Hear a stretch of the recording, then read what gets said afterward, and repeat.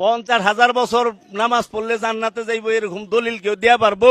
বাবা শাহালি যদি আমাকে জাহান্নামে নেয়, আমরা জাহান্নামেই যাবো। আপনারা আল্লাহর গোলামি করে জান্নাতে যান, আমরা যাবো না, আমরা শাহালির লগে থাকুম।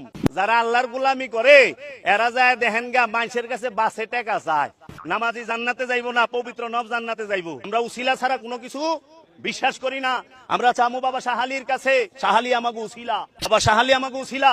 বাবা শাহালি যদি আমাকে জাহান্নামে নেয়, আমরা জাহান্নামেই যাবো। তুমি যেও না কোনো মাজারে, তুমি ঠেকিও না কোনো মাজারে মাথা, তুমি বাঁধিও না কোনো তাবিজ। কোরআনের নামে অজু ছাড়া কোরআনকে তুমি এখানে ঝুলাইও না।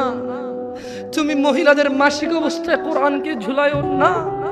কোরআনুল কারীম এই তুচ্ছ কাজের জন্য আসেনি, শিফাউল লিল মুমিন। তুমি একটু বুদ্ধিমান হও, নাপা তুমি খাও, গলায় নাও না। কোরআন তুমি পড়ো না, গলায় নাও। তুমি একটু বুদ্ধিমান হও, তুমি একটু বুদ্ধিমান হও মুমিন।